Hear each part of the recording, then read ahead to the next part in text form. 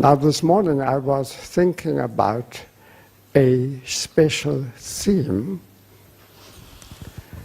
and the theme is what belongs to me and what belongs to you. I have something special that only I have, and you have something special that only you have. Everybody is special, and therefore everybody is different. It's obvious, isn't it? From the thinking, it is obvious. You see? Now from the application in everyday life, it makes a big difference whether we acknowledge that we are right exactly as we are, and that the others are right exactly as they are. And only because they are different, and in the differences are right, they can make their contribution to the whole of everything, and therefore are in the service of something that goes beyond themselves. It's also clear? So. But what happens if I think that I should be different from what I am, and that another person should be different from what they are? And it shows in our souls when we criticize somebody, if we find fault with somebody as he or she is, and if we find fault with us as we are, what happens at that moment? If we find fault, we behave as if we can decide what is right. At that moment, we have an image of what is right, and we judge what is right or wrong with us or with another person. And in this way, shall I continue? We create a world according to our image. Isn't that strange? We create a world.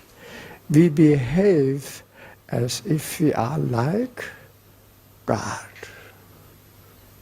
deciding how things should be. Fortunately, we never succeed.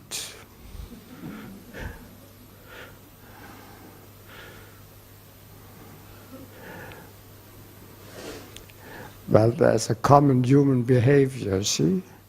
If we didn't succeed the first time, we must succeed the second time.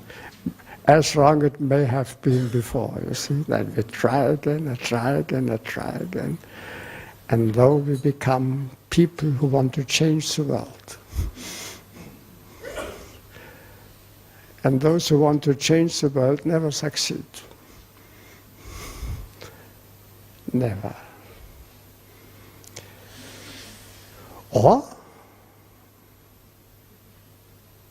yes, everybody changes the world because he or she is as they are.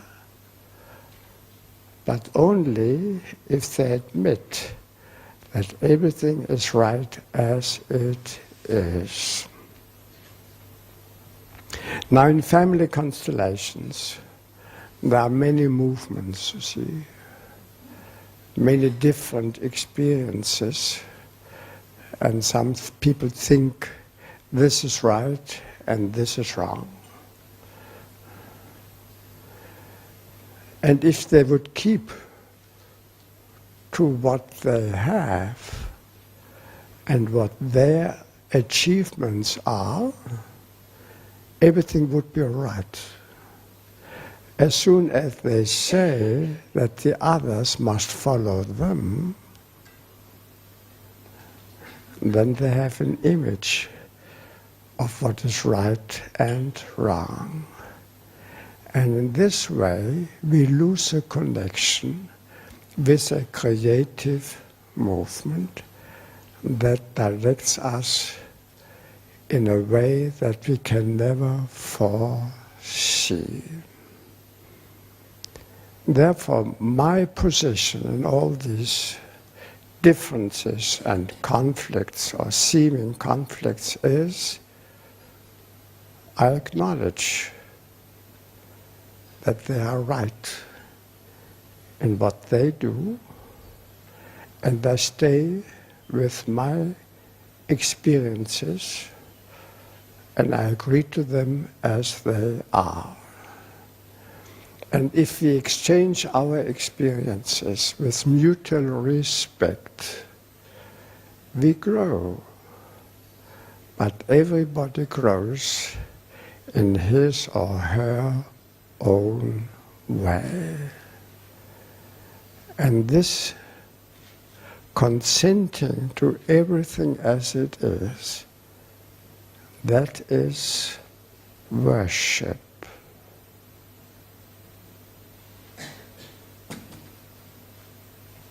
The real worship, a humble worship, and a successful worship. Okay, this was my sermon today.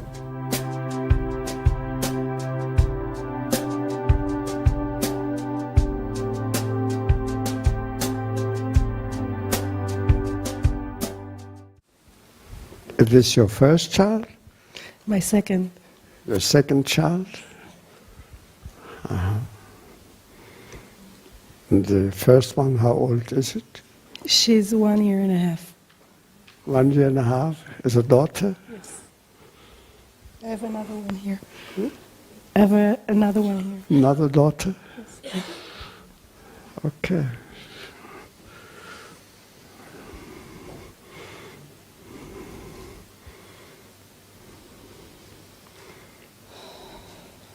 And how was the birth of the first child? It was surprising. It was surprising. She came early, and it was three hours. Well, it's normal, more or less. We're lucky. Yes. So sometimes I help pregnant women by a story. Shall I?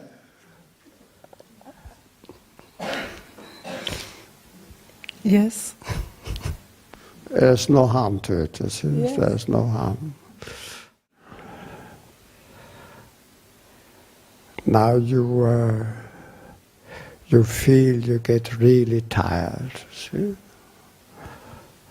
And then you go to bed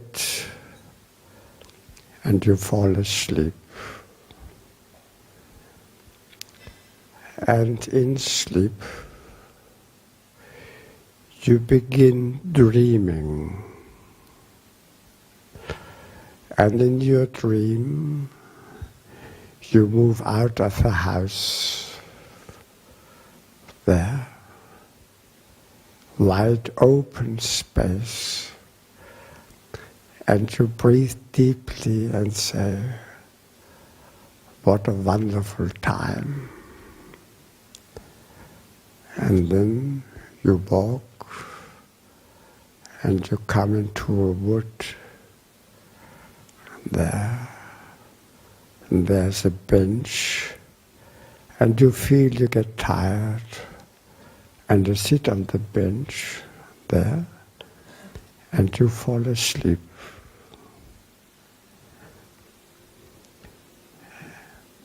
And in this sleep, you also have a dream.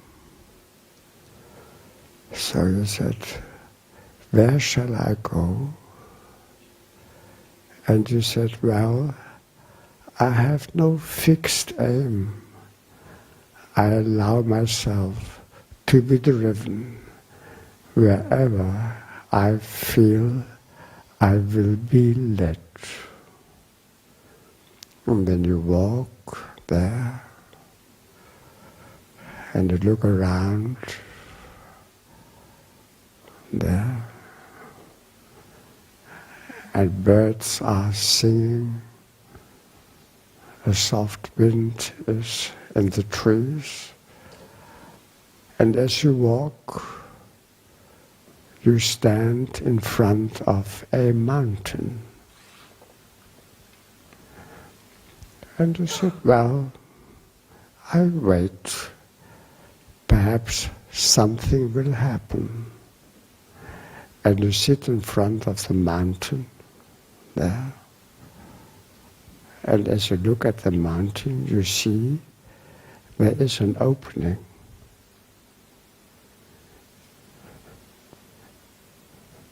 It looks like a cave. But you say, I take my time. Why should I worry? And after a time you said, now I feel I will dare to walk in. Then you walk in there and it is dark. And there, a little bit slippery. You have to move very, very softly and carefully. And there you move on there. And you feel, it's quite easy. Very easy. I just follow where I feel my hand.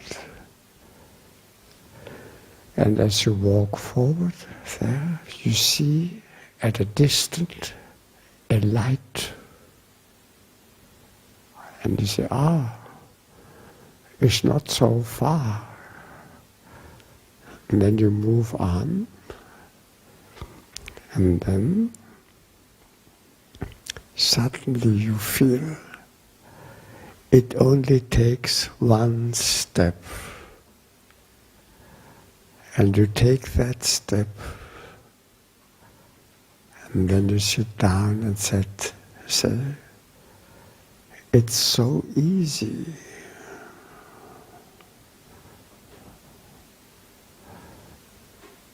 And suddenly you wake up.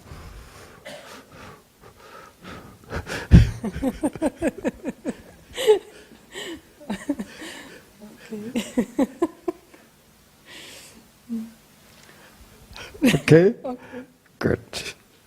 Thank you. Yeah, okay. And what I demonstrated here too is, of course she has forgotten what I said, so that doesn't matter. It's part of that. That is the change of images. We have so many crippling images, you see, very often, you see. And here, with other images, we have a different feeling, and we have a different strength.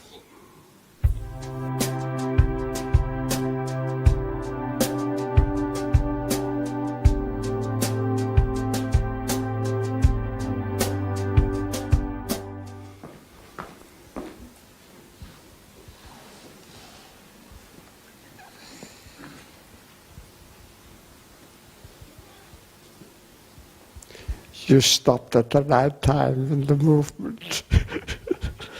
I saw it. I stopped. I saw it. What they were just about to do, but you stopped it at the right time.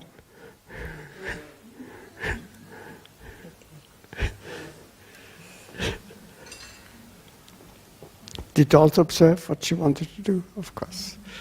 Good. So there are some learning experiences now, but you went back to the old ways. I pay attention. Okay, now what's the issue? Well, I have to choose one, and the thing is, what comes up to my mind in this moment, I think it would be the better thing to work. Well, I had something like 2 weeks ago, which I had never had before, but that I observed in my family with all my sisters, which was a panic attack. A panic attack, like anxiety disorder. How could you, I don't understand. Experiencing panic. Panic attacks. Yeah. Oh, in your family are panic attacks? Who has panic attacks? Well, my sister, I'm the oldest, my sister had, I have 3 sisters and all of them had. And I had never had that before. And I was in Thailand, and well, I was in a shopping center buying something, and suddenly that happened. And I thought that, well, I think I'm having this, and I want to go to a hospital because, well, till one point I could control it, and then I couldn't control it anymore. I couldn't follow her, but I think I got the main point too.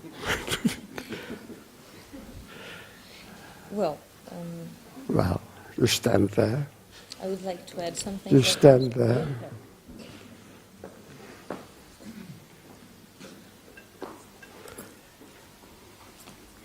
You look this way,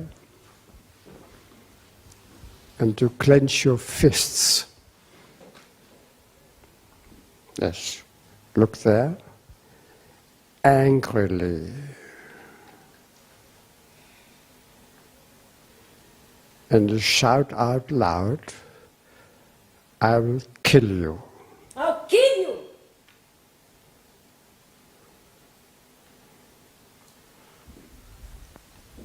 Go on, go on. Enjoy it.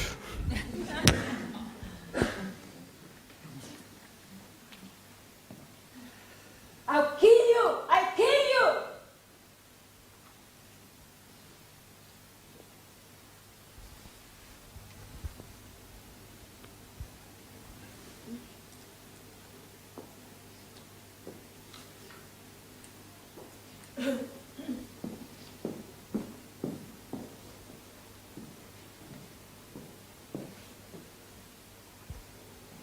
Tell her, I'll kill you. Clench your fists. I'll kill you!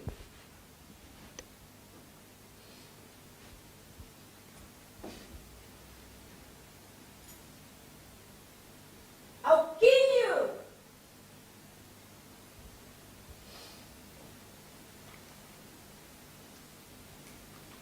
I'll kill you!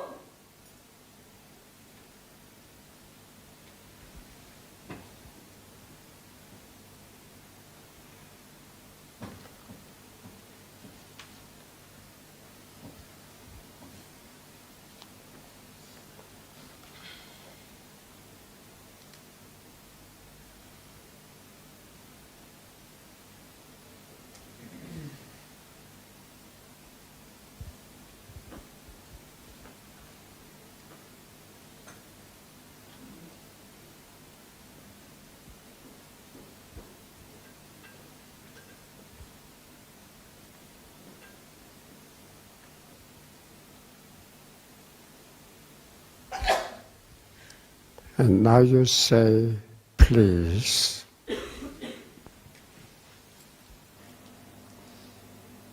Please.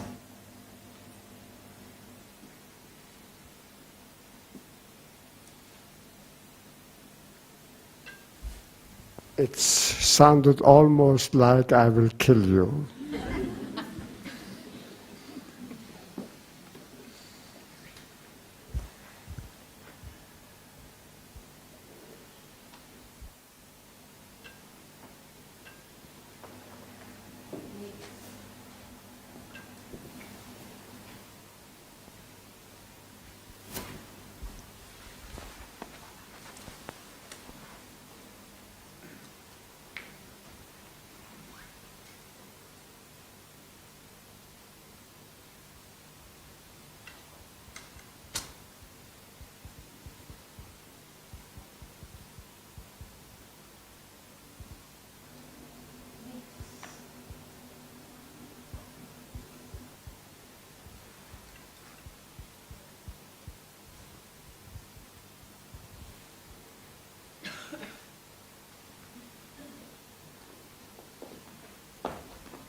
No? Go back again. I have to exchange her. She had an intention. She was a therapist, so I can't rely on you. I need somebody else. I'll take you. Any quick movement shows they are no longer in connection with the movement of the spirit mind.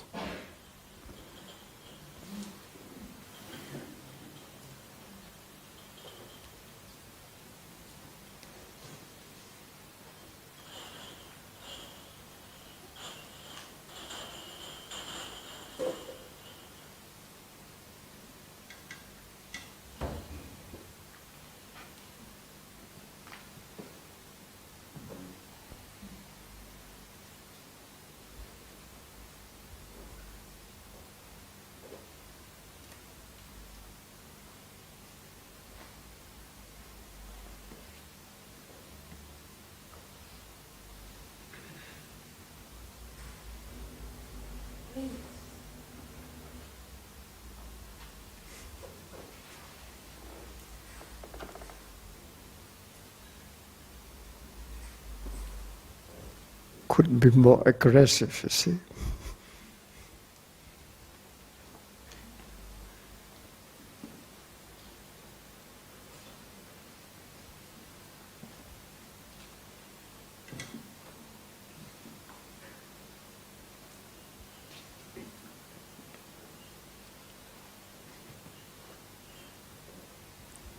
Now you tell her, I'd rather kill myself.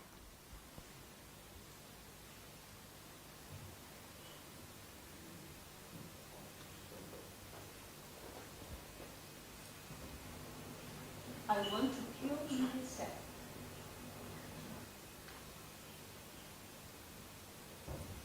I'd rather kill myself. I'd rather kill myself.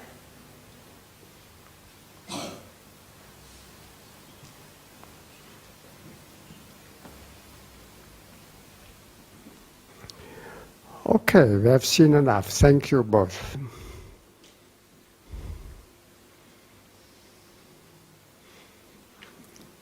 No, you can sit down there.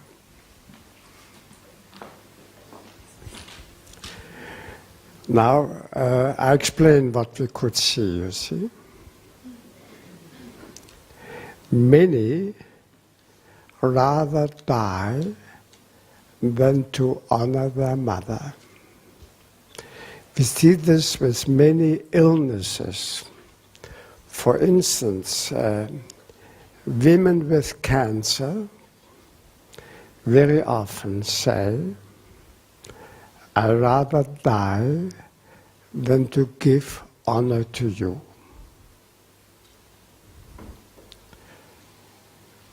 Of course, this is a kind of suicide as well. Here we saw the same dynamic. Now, how could I tell her she should say, I'll kill you? See? Well, whenever there are panic attacks, you see, they're all the same pattern.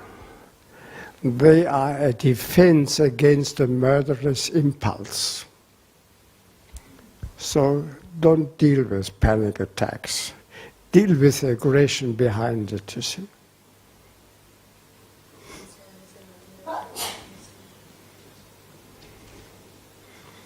I don't repeat it.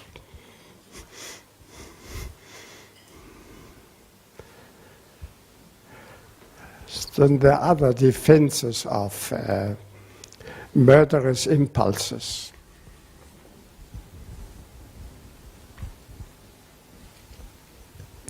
For instance, epilepsy, if they're epileptical attacks, they are defense against murderous impulses.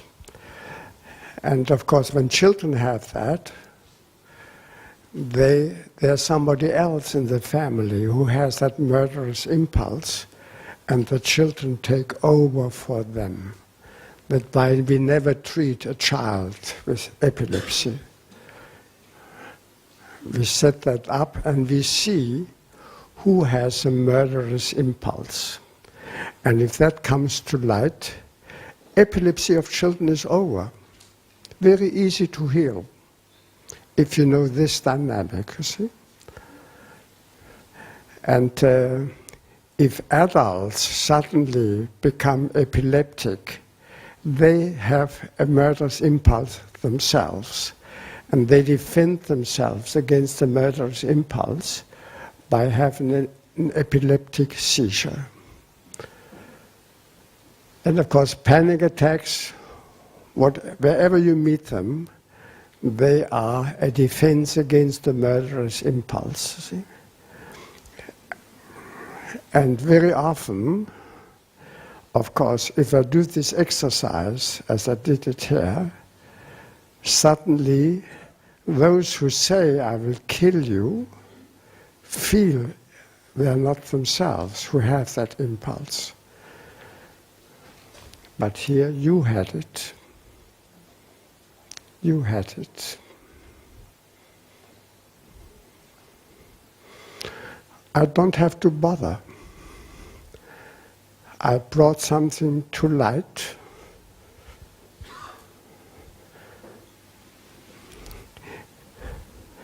And the way is to look at the mother. And sometimes there are situations where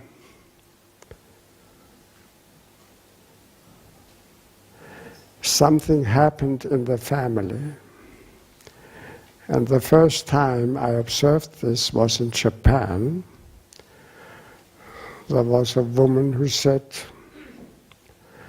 she wanted that her mother dies.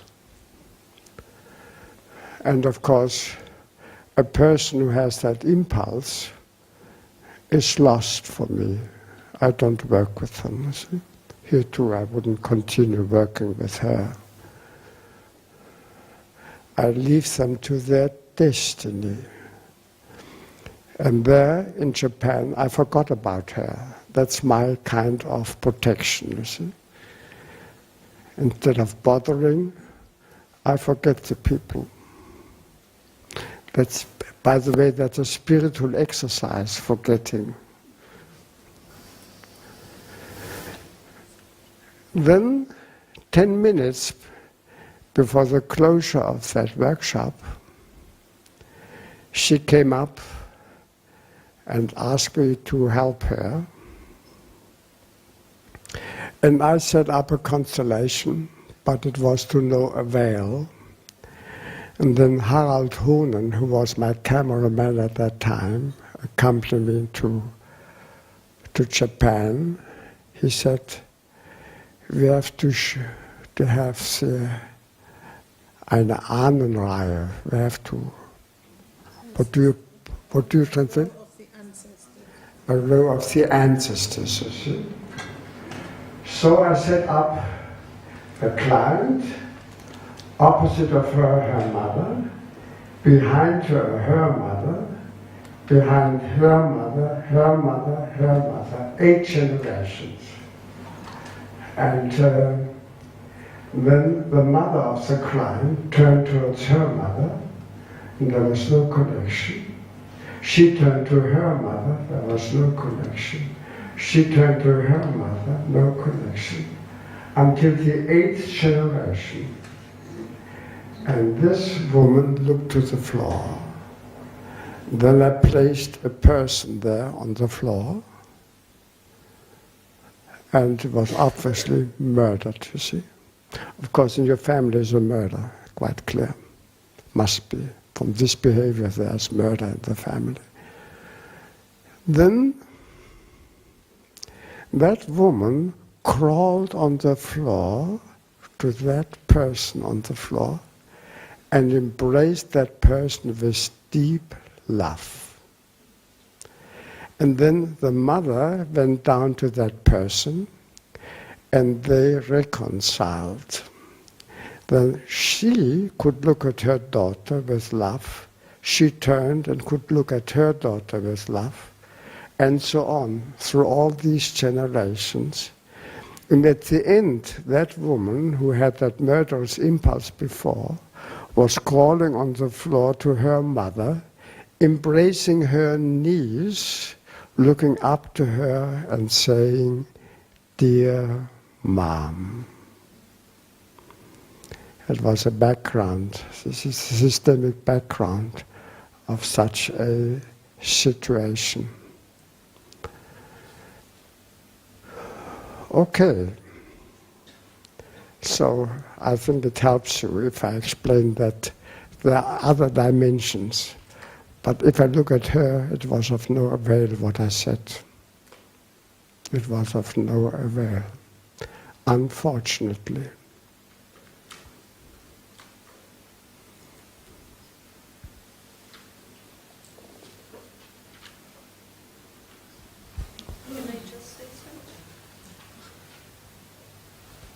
I see everything.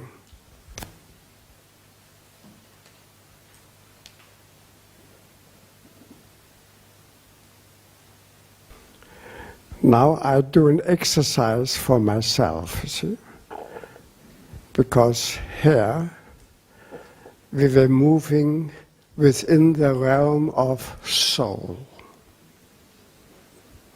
See? And now I look beyond that, you see. I look beyond her, and I look beyond her mother, and I look beyond the others who have panic attacks in her family.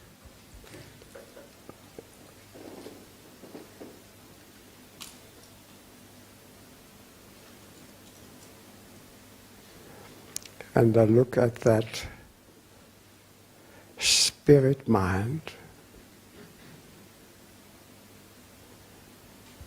and I say, please.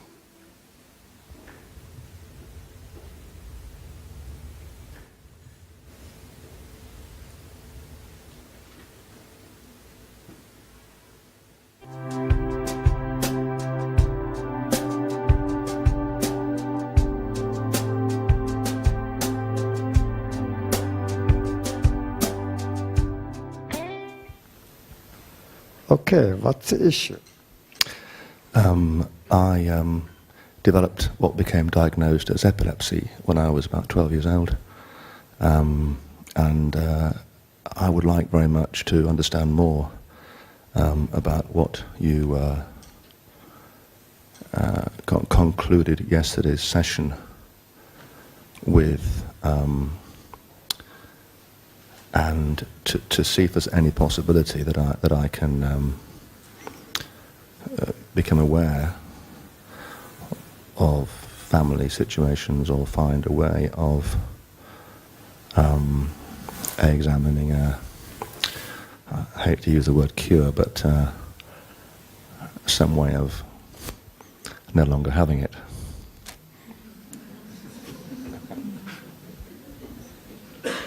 I didn't understand the beginning, can you? He has epilepsy. Nick, when did you get it? 12. He has had epilepsy since he was 12.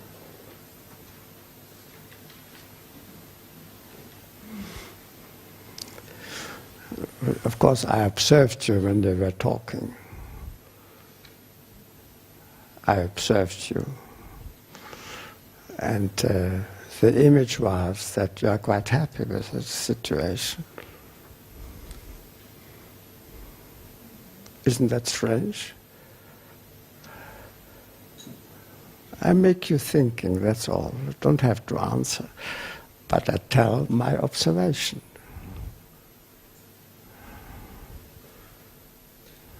No, wait. I take my time, you see. And of course I also train you in perception, you see. That you observe what observes with a person, and then you find a way to help. Now the first thing when he smiled, you see,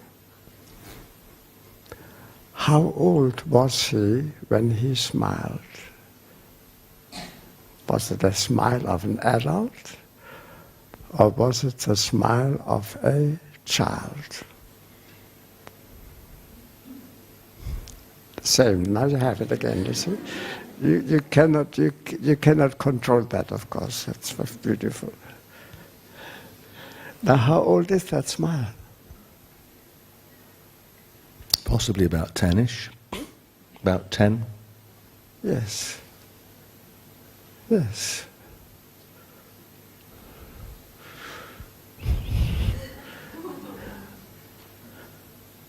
There's nothing bad about it, but it is a help to take these things seriously, you see. And we get a context of epilepsy for you, perhaps, you see. What happened in the family about that time?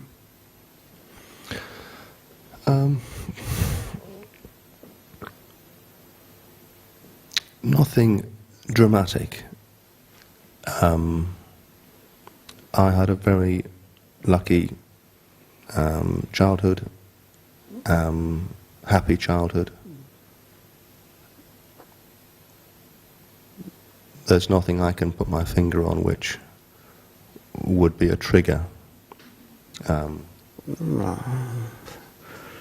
So we don't have to believe him, you see, because when he was telling about his happy childhood, he always shook his head. So you can't deceive yourself and you can't deceive others. Not that you do that on purpose, of course. I won't say that. But it's not a perception, you see.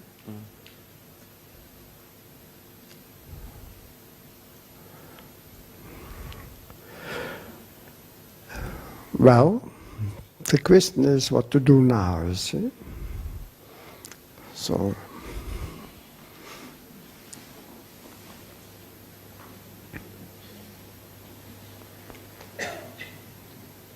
I take you, Jakob.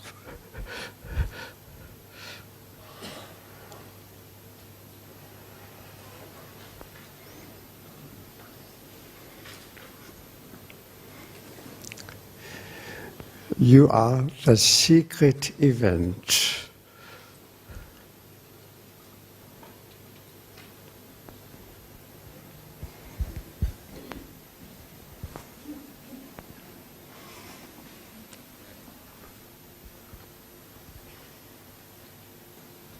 He was immediately in it. As soon as I said that, he was already in it.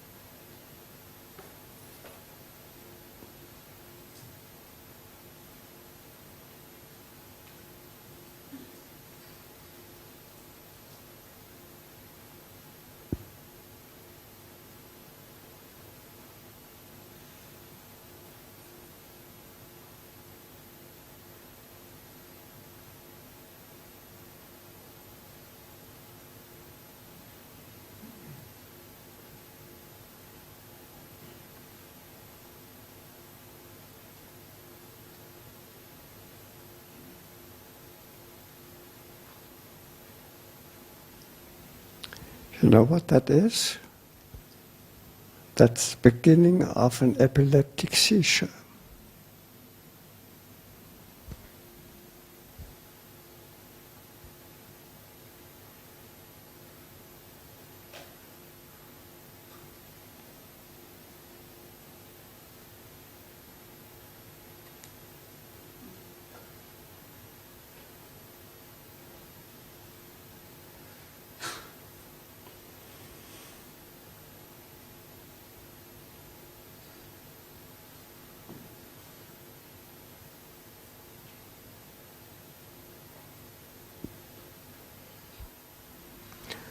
Now you stand opposite.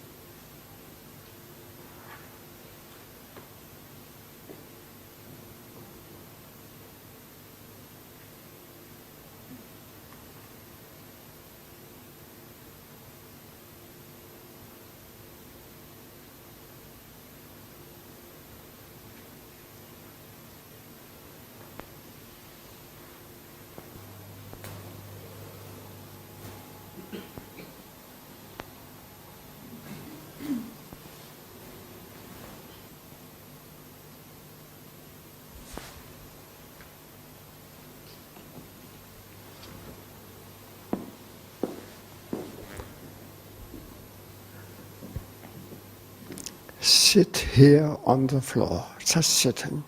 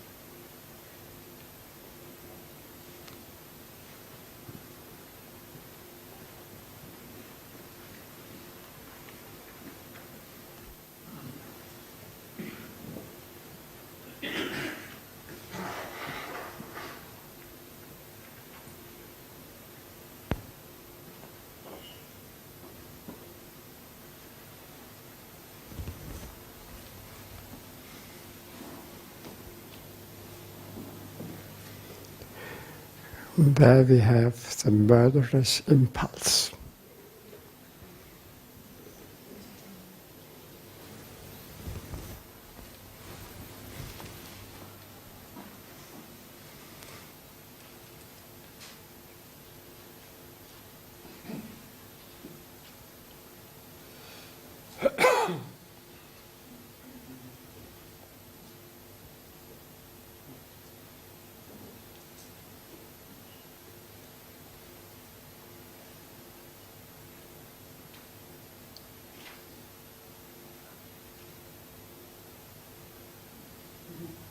Shout loud. Hi! Loud! Hi! Loud! Hi!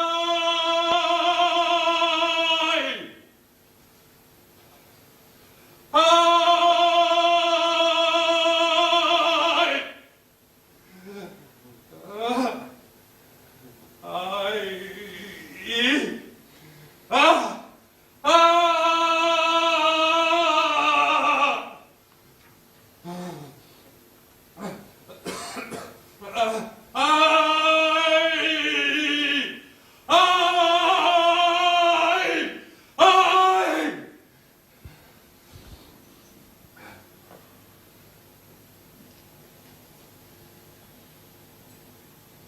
Now you turn.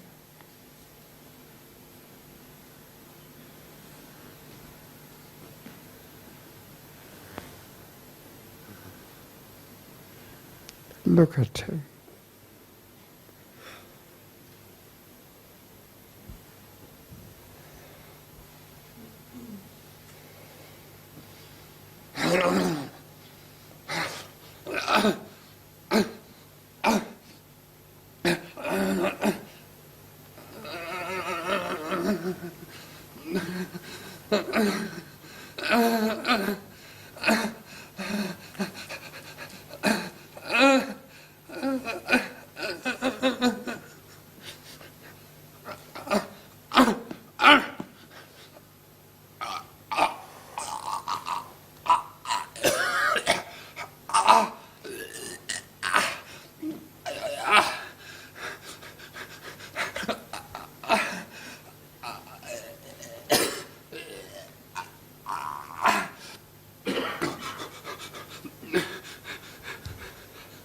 Now he's shivering.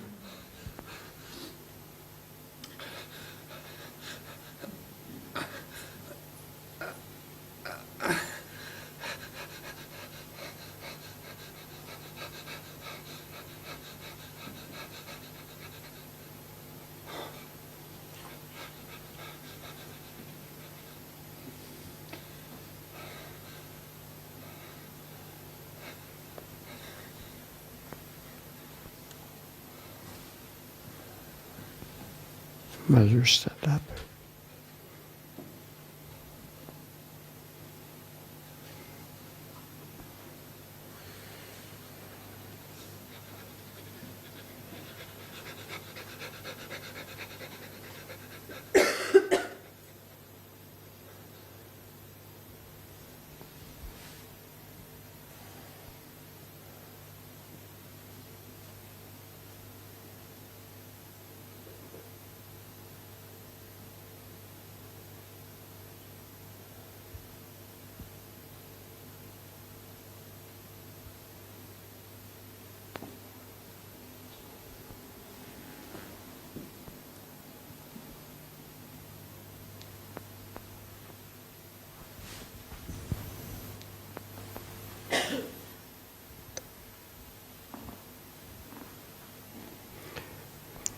You know what that means? He's holding his hand so that he's not killing somebody.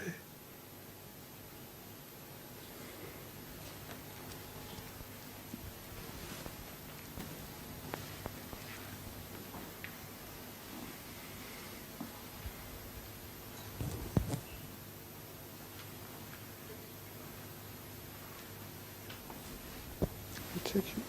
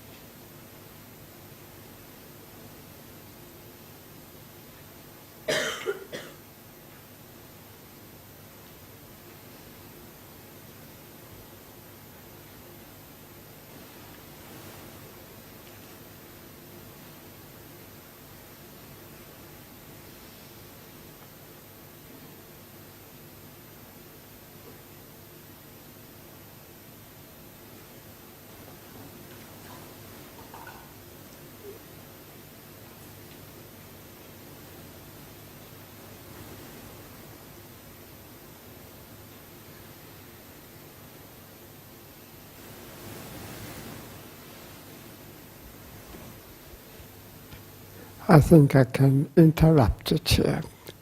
Thank you all. You sit close to me, Stu.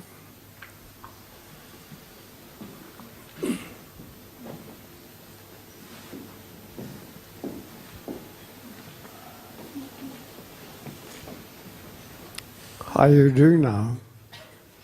Sorry, I didn't quite catch that. How are you doing now? I'm very tired.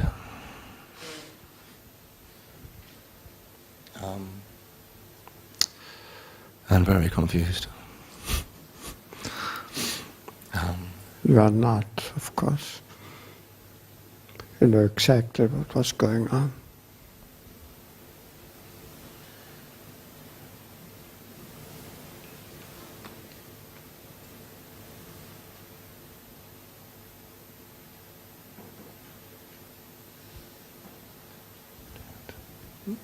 I don't know what was happening. I was surprised. I was very surprised to have felt quite so much in my body, which is my first experience of that in a constellation.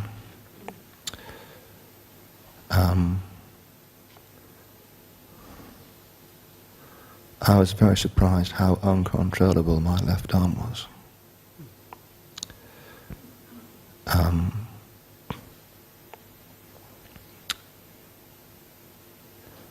So there is something happening.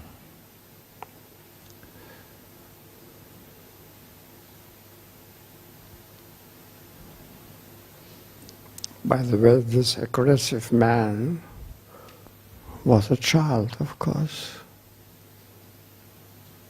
Typically, aggression of a child. That's why he calmed down, you see. And the mother helped him. So it was not the aggression of an adult. It was the aggression of a child. And my image is he took over from somebody else. Does it make sense for you what I say? Yeah, I'm just wondering what about taking over from somebody else, but yes, the rest makes sense. Yes, it was clear. That's why he calmed down after he expressed that he could calm down, you see. And the woman went over to him as if a mother went over to a child, you see. There are many secrets still. There are many.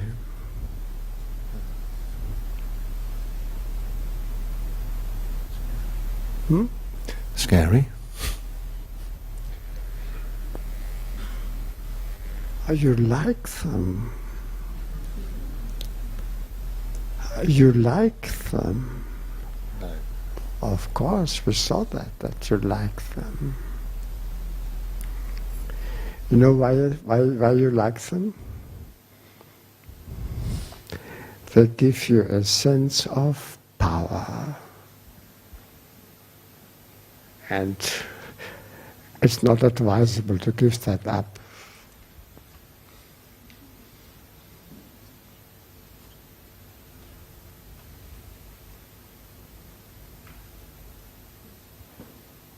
Especially if you get a seizure and others get afraid. That's a wonderful feeling, of course.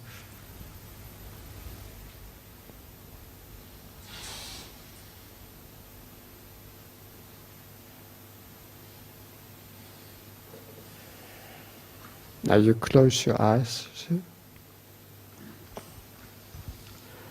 Now look at you in front, you see? You are now out, you are two persons, one sitting here and one over there. And the one over there has a seizure, you see? And you look at it. Just look at it.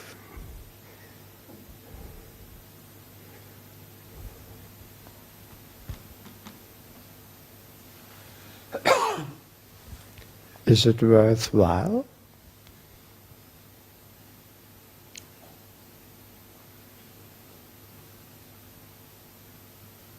Does it help anybody?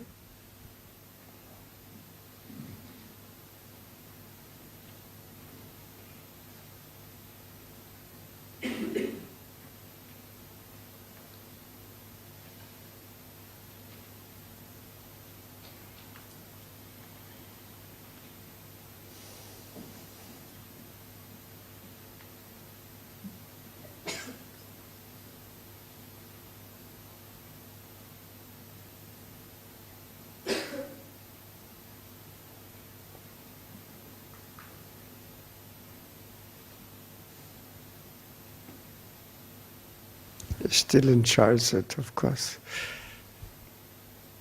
He still enjoys it. So he doesn't deserve any pity, you see.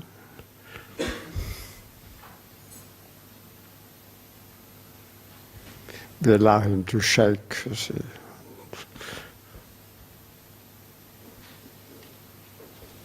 And we turn away from that. Leave him alone with his seizure.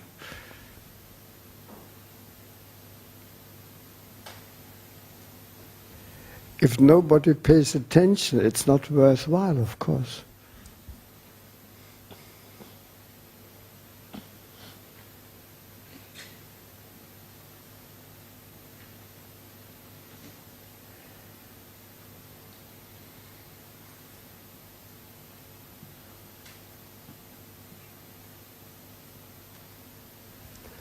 Now you close your eyes, and I give you a sentence, and when I have that sentence, have said that sentence, you wait a moment to let it take its effect, and then you return to your seat without saying a word. You see?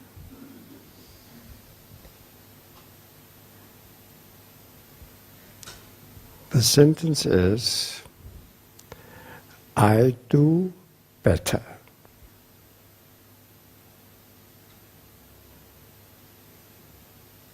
I do better.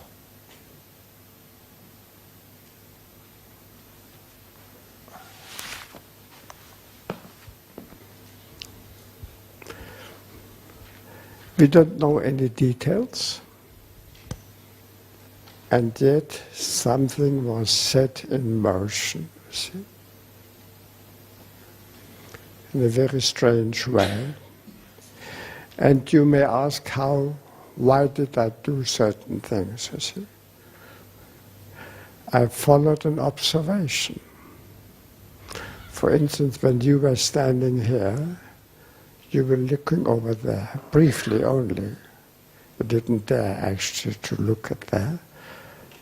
And then I had the image, there was a child sitting on the floor. That was my image. You see? That's why I chose her to sit there. And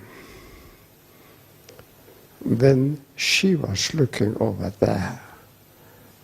So I chose you to come here, see? As soon as you turned up, everything was changed. All were looking at you. You were a central person, you see, in this constellation. Whoever, I don't know, you see. I don't need to know. And then the event was interfering in a way, you see, with her. And that's why I pushed you out and brought him in to face her. See? Obviously you had done your job, see? You could lie down. Still you had a close connection to the person all the time, you see? Because you were representing epilepsy in the end, you see, the whole way you moved and showed there was clearly epilepsy, you see, and there was a connection there. And then See, whenever things don't move on, you see, I let things develop and suddenly it doesn't go further, then usually another person has to be brought in. That's why I brought him in.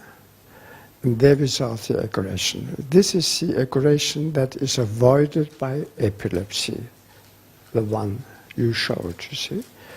And I allowed you and asked you to express that aggression, you see. And all were afraid, you see. They didn't look at you. That's why I turned her to look at you, you see. And immediately there was a close connection. You calmed down immediately and you became a child, you see. It showed that the aggression was not a murderous one of an adult. It was the aggression of a child taken over from somebody else, whoever that is, you see.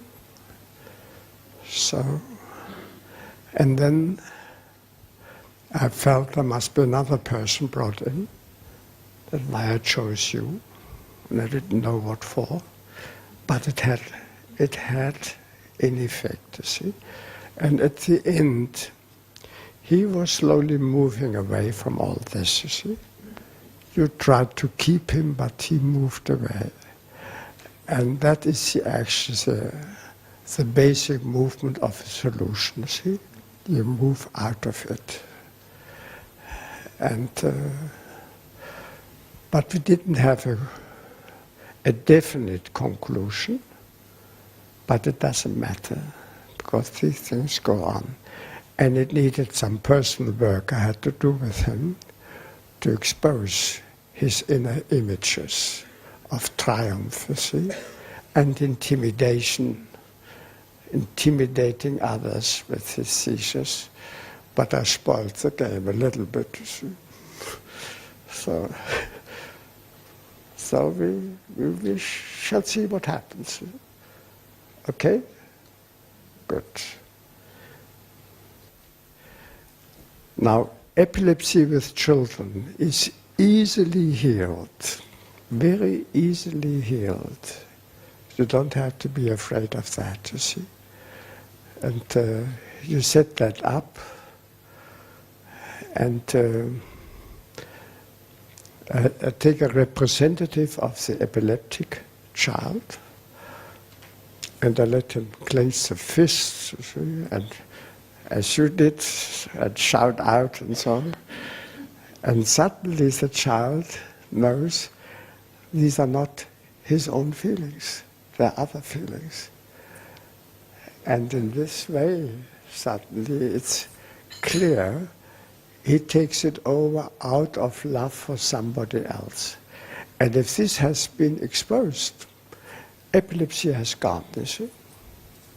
So it's very, very easy way helping people with epilepsy. And don't be afraid if you have to do with this, you see.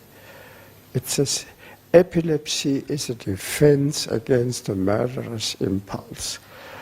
But not their own impulse mostly, it's the impulse of somebody else. And it may have go over several generations, you see, going far back.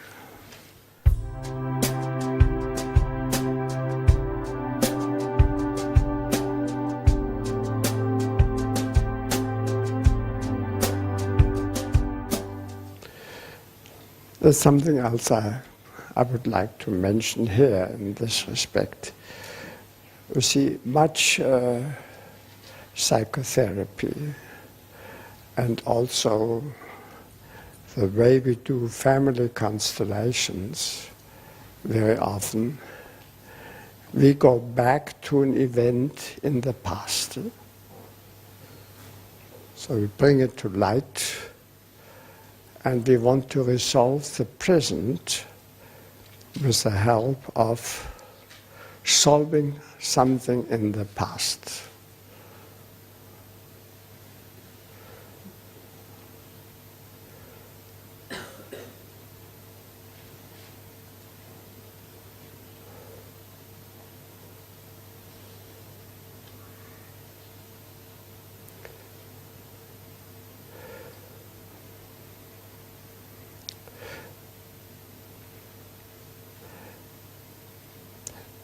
Well, I'll do an exercise with you about the past, perhaps, to train you about how to deal with the past. And of course, the great achievement is if the past is allowed to be over forever without being mentioned anymore.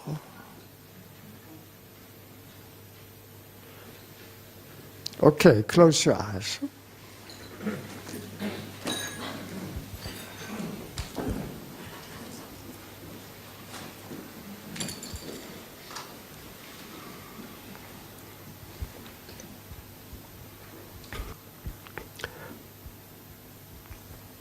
Now you go back to your childhood, to a situation where you felt lonely.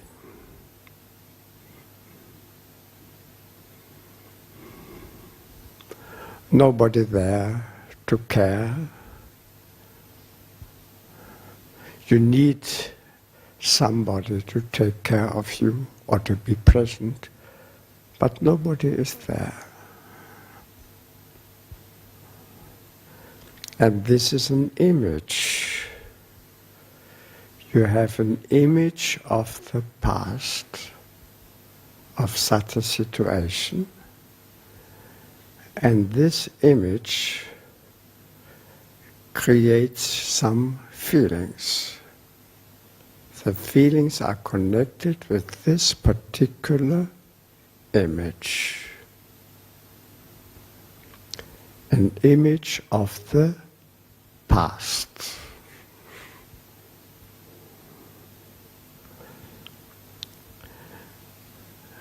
And now you change the image.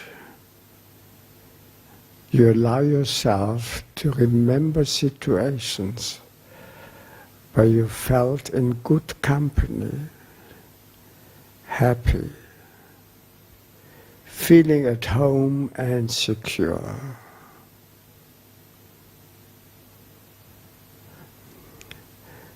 And you develop that image with other images of a similar kind.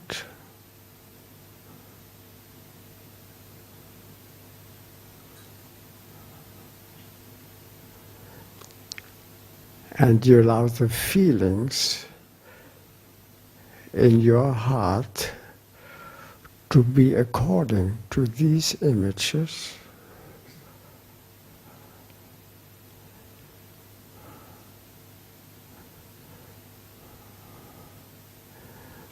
And then you look at the present, to people who would be very happy to see you, to exchange something with you for a common endeavor. And you bring those positive images of the past to the present, to that present situation.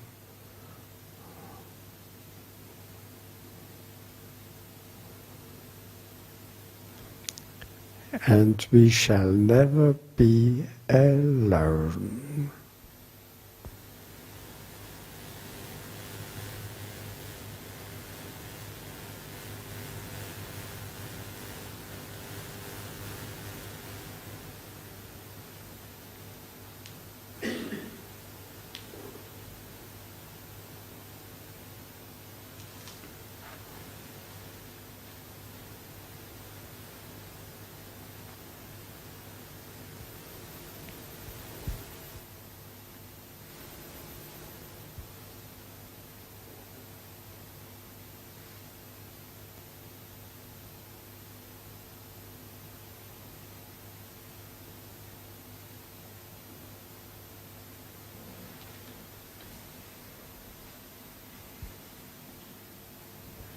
Okay?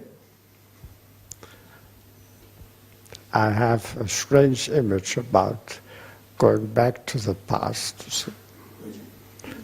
Always reconsidering what had happened in the past. The images of a dark.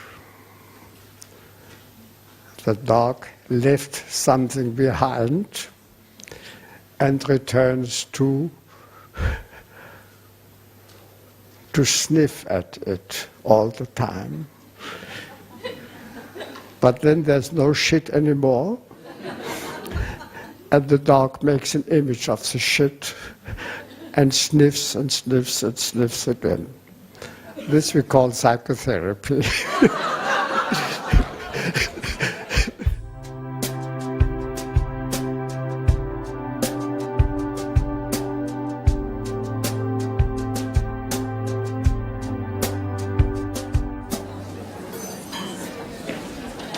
I would like to do something more superficial.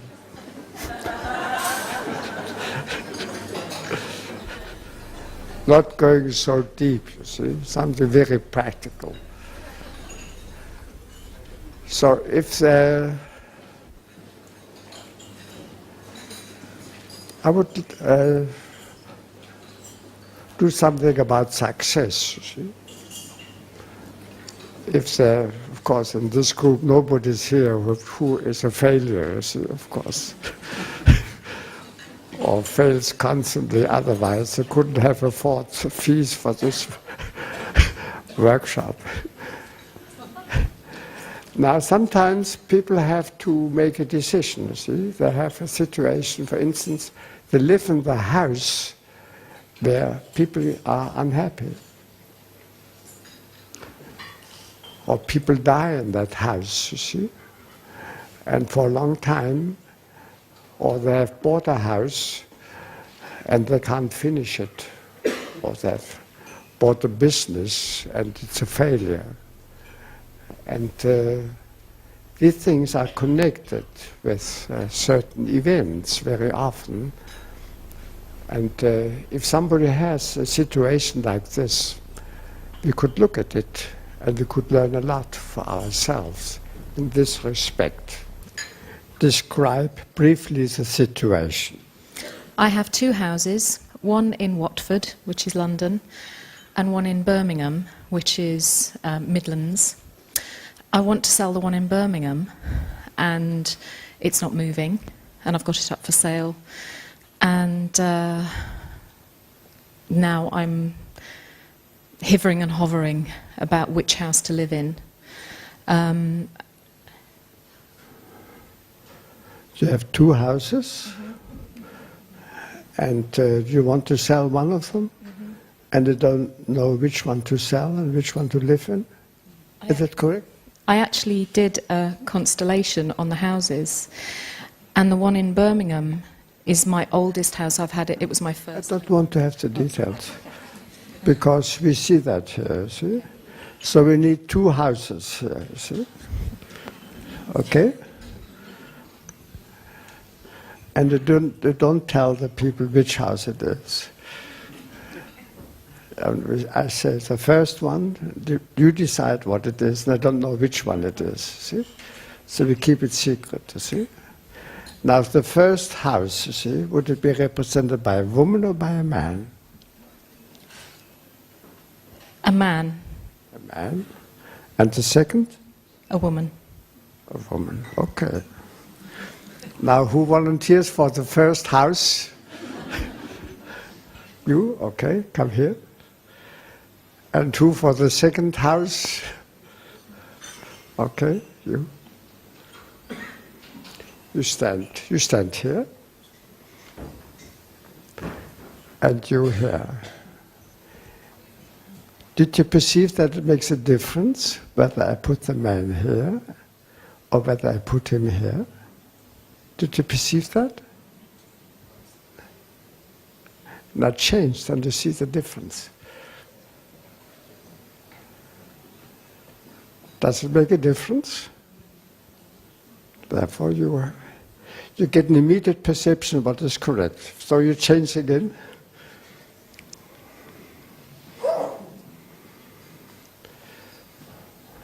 We just look at the houses. What happens?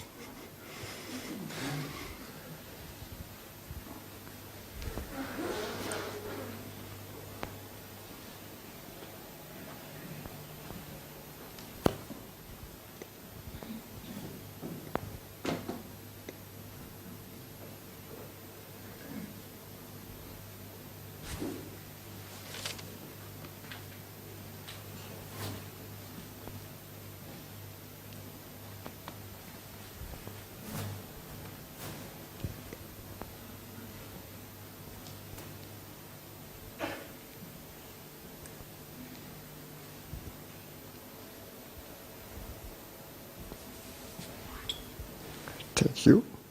Okay?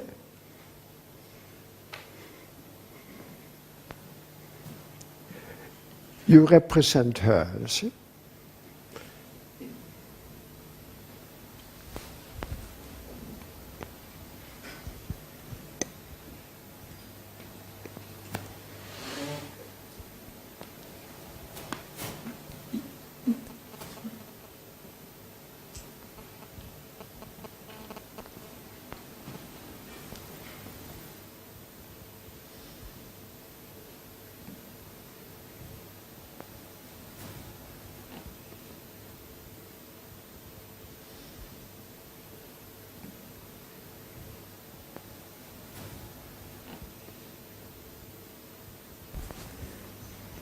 This house does not belong to you. It looks somewhere else. There's a connection, not here.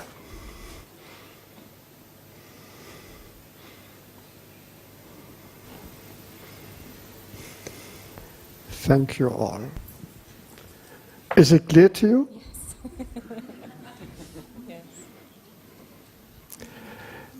Of course, something has happened with the other house. You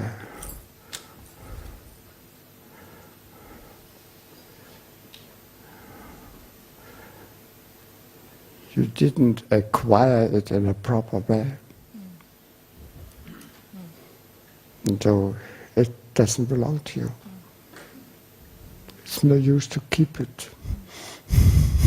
Clear enough? Yes, thank you. I don't want to know the details. Okay? Thank you. Good.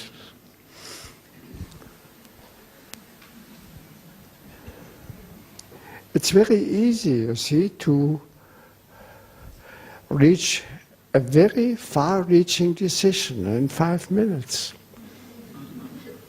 See? Because here you see what is appropriate and what is not. And you can't have success at the cost of somebody else. That's impossible. Well, it was a very short example. Somebody else who has a question in this respect? Take you. Now, briefly say what the situation is. I'm just trying to make a decision what I should do in terms of where I should live, where I would like to live. I'm Brazilian and I've been here for 20 years and I'm considering going back. And I think this is holding me back professionally and I just don't know exactly what to do.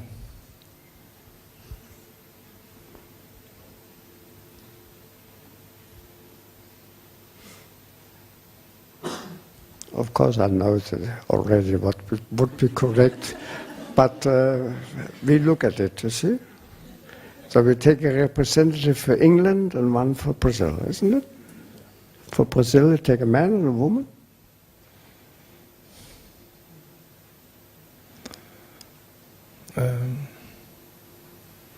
A woman. And for England? A man. Okay. And for your profession, I don't know what the profession, don't want to know what it is, but for the profession, do you take a man or a woman? A man. A man. Okay. You choose the people. 3 of them, yes.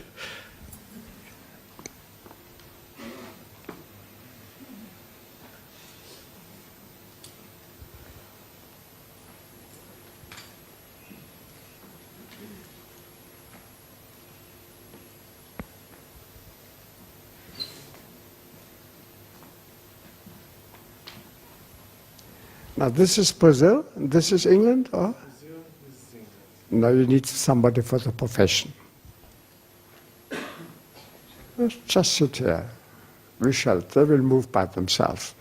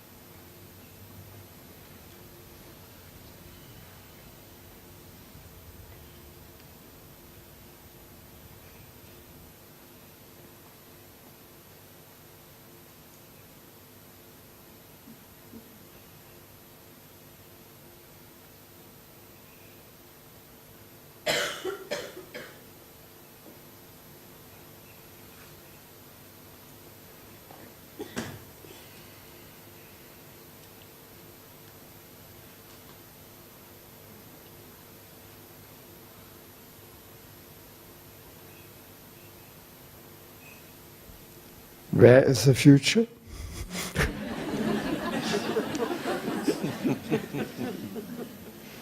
Clear? Yes. Okay, thank you. Thank you.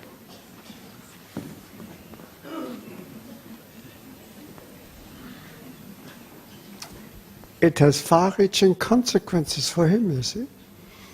And very briefly we can see where the deeper movements go, you see.